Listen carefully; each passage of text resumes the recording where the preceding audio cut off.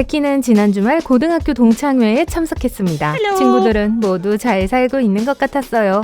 코너는 비싼 브랜드의 옷을 입고 나타났습니다. 마틸다는 최신 스마트폰을 한 대도 아닌 2대나 가지고 있었습니다. 톰은 멋진 스포츠카를 타고 나타났어요. 베스는 손목에 고급 시계를 차고 있었습니다. 베키의 친구들을 잘 살펴보시고 누가 진짜 부자인지 알 수 있을까요?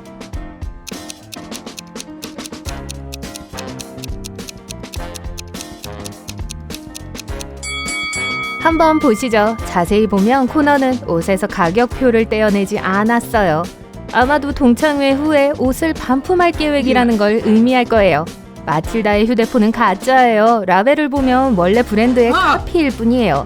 베스의 시계는 손목보다 훨씬 커서 실제로 베스의 시계가 아니라는 걸 의미합니다. 그래서 톰이 동창회에서 가장 부유한 사람일 겁니다.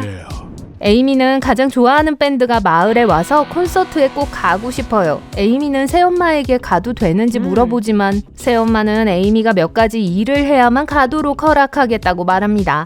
새엄마가 가장 먼저 시킨 일은 체에 물을 채우라는 거였어요. 이 일을 제대로 하려면 에이미는 틀에서 벗어나 생각해야 합니다. 에이미가 방법을 생각해낼 수 있도록 도와주세요.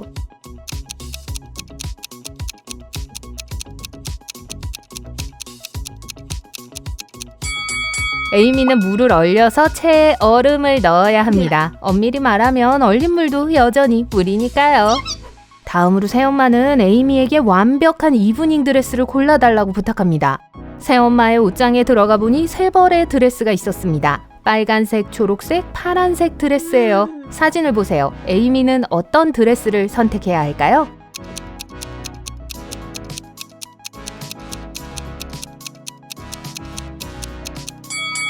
자세히 보면 파란색 드레스의 단추가 떨어지려고 해요. 초록색 드레스에는 페인트 얼룩이 많이 묻어 있습니다.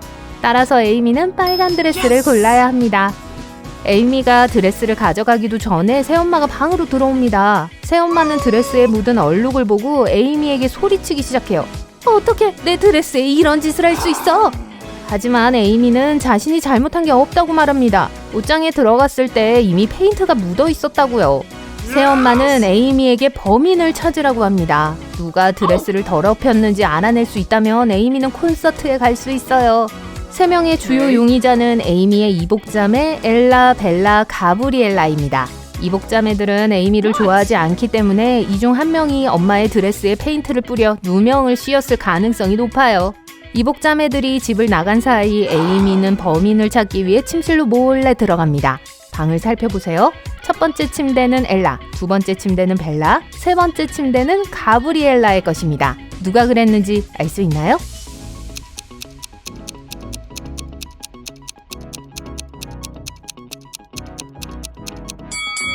가브리엘라였어요. 세 번째 침대예요. 자세히 보면 그 밑에 페인트 통이 있어요. 에밀리와 바바라는 친구들과 외출을 준비하고 있습니다. 화장을 하고 머리를 손질하고 있어요. 취향도 비슷하고 옷차림도 거의 똑같아 보여요. 하지만 둘 중 한 명이 다른 한 명보다 더 많은 돈을 가지고 있습니다. 그림을 보고 어느 쪽이 더 비싼 물건을 가지고 있는지 알 수 있을까요?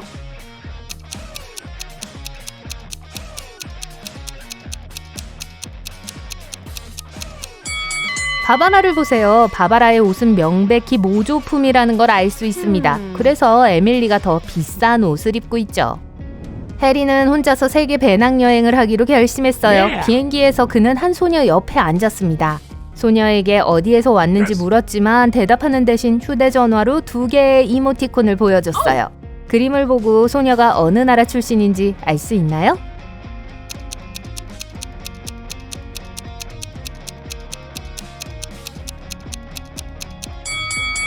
어디 볼게요. 다리미와 땅 한 조각이네요. 아일랜드 출신인가 봐요. 해리는 파리에 도착하자마자 머물 곳을 찾기 위해 거리를 거닐었습니다. 귀여운 작은 호텔을 발견하고 안으로 들어가기로 결정했어요. 그렇지만 큰 실수였죠. 왜일까요?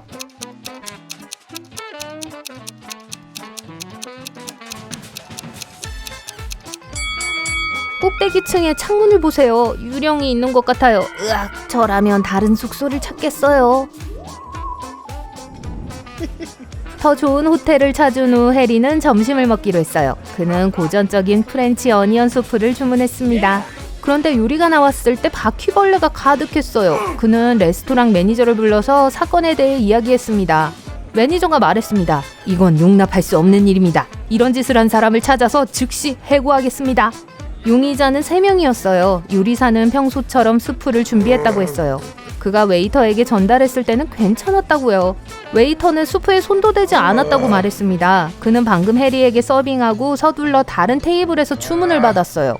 또한 청소부는 지난 몇 시간 동안 화장실을 청소했기 때문에 무슨 소란인지 전혀 모른다고 말했습니다. 누가 범인인지 알 수 있나요?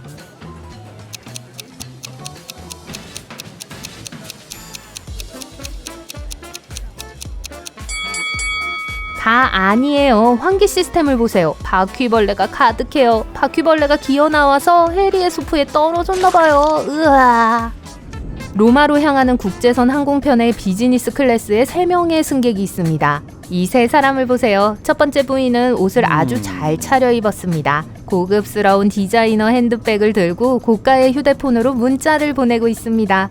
가운데에 있는 남자는 노트북으로 주식 차트를 보고 있습니다. 세 번째 남자는 파이낸셜 타임즈 기사를 읽으며 커피 한 잔을 즐기고 있습니다. 누가 진짜 억만장자인지 알 수 있을까요?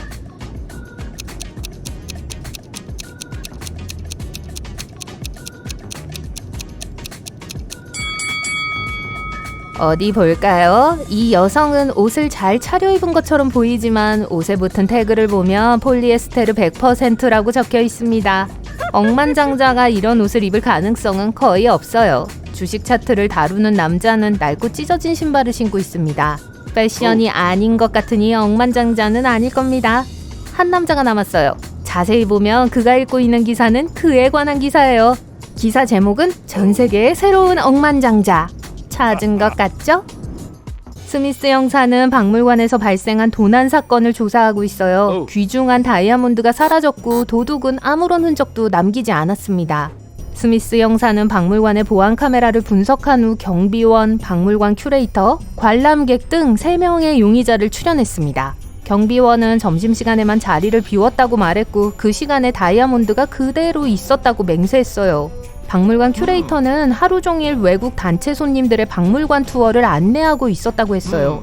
투어를 시작할 때 다이아몬드를 보러 갔고 다이아몬드는 여전히 그 자리에서 밝게 빛나고 있었어요.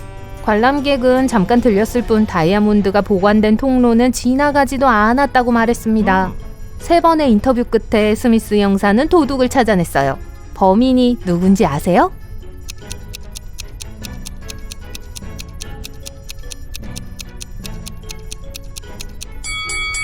바로 관람객이었습니다. 우선 그는 박물관 안에 있는 다이아몬드의 정확한 위치를 알고 있었어요. 게다가 그가 왼손으로 만지작거리고 있는 줄을 보세요. 스미스 형사가 소매 아래에서 그것을 꺼내자 짜잔! 다이아몬드가 붙어 있었어요. 집에 가서 다이아몬드를 숨길 시간이 없었나 봐요. 줄리와 친구들은 주말을 숲속 오두막에서 보내기로 결정했어요. 금요일 저녁에 도착한 친구들은 보드게임을 하고 무서운 이야기를 나누며 밤을 보냈습니다. 토요일 아침에 일어나 보니 누군가 식량을 모두 훔쳐간 것을 발견했어요. 문 유리가 깨져 있었지만 그 외에는 누가 그랬는지 알 수 있는 흔적은 없었습니다. 그래서 그들은 범인을 찾기 위해 주변 숲을 수색하기로 했어요. 우연히 발견한 장면을 잘 살펴보고 누가 음식을 가져갔는지 알아보세요.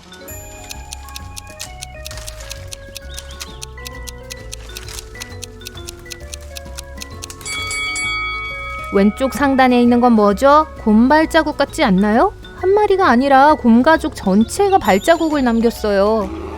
증거로 오레오 포장지를 바닥에 남겼네요. 네, 이 곰들이 범인인 게 확실해요. 아틀라스는 버려진 집의 다락방에서 깨어났습니다. 집 밖으로 나갈 방법을 찾으려고 했지만 문이 3개 달린 방만 발견할 수 있었어요. 각 문은 다른 위험을 숨기고 있었습니다. 첫 번째 문 뒤에 창문과 바닥은 모두 돋보기로 만들어져 있었기 때문에 들어가면 햇빛에 화상을 입을 수 있었습니다. 두 번째 문은 유독가스로 가득 찬 방을 숨기고 있었습니다. 그리고 세 번째 문 뒤에는 굶주린 사자가 있었어요. 아틀라스가 탈출하려면 어떻게 해야 할까요?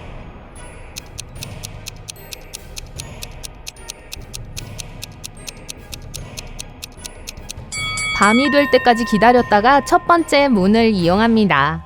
시드니는 엄마에게 체조팀이 주말에 스포츠 캠프에 간다고 말했습니다. 시드니는 엄마에게 여행 가방 싸는 걸 도와달라고 부탁했어요. 엄마는 딸에게 필요하다고 생각되는 모든 것을 챙겼습니다. 주말 후 시드니가 돌아왔을 때 그녀는 엄마에게 여행에 대한 모든 것을 이야기하고 있었습니다. 그런데 대화 도중 시드니는 어머니에게 왜 칫솔을 챙기지 않았냐고 물었어요. 어머니는 시드니가 주말에 실제로 어디 있었는지 거짓말을 하고 있다는 걸 바로 알아차렸습니다. 어떻게요?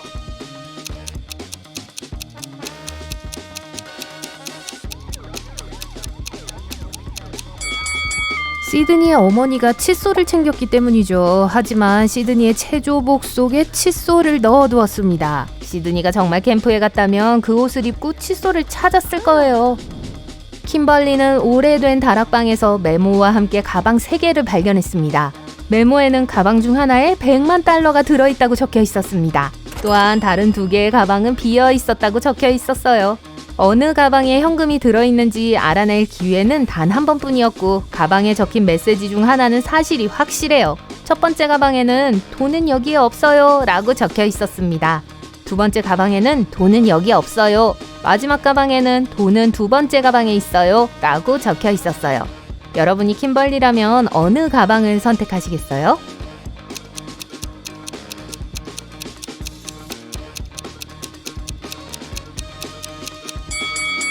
첫 번째 가방을 선택해야 해요. 단서 중 하나만 사실이면 돈은 첫 번째 가방에 있어요.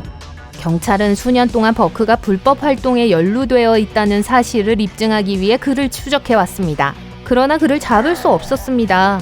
어느 날 로렌스 형사는 버크의 사무실을 깜짝 방문하기로 했어요.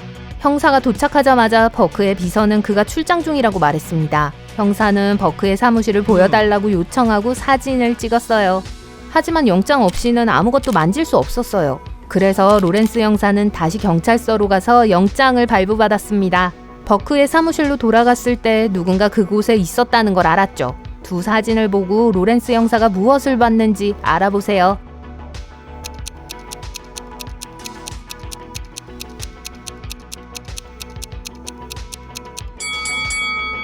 책상 램프가 기울어져 있고 책이 다른 곳에 있습니다. 누군가 분명히 그 방에 있었어요. 로렌스 형사는 버크의 사무실 전체를 수색하기로 결정했습니다. 한 방에서 그는 방 한가운데까지 발자국이 있다가 사라진 걸 발견했어요. 방의 유일한 창문은 열려 있었습니다. 안 돼. 로렌스 형사가 외쳤습니다. 또 도망쳤다니 믿을 수가 없어. 그는 방 사진을 찍어 경찰서로 가져갔습니다. 경찰서에서 다른 형사들에게 사진을 보여줬고 그중 한 형사가 사건을 해결했다고 말했습니다. 사진을 보세요. 형사는 어떻게 사건을 해결했을까요?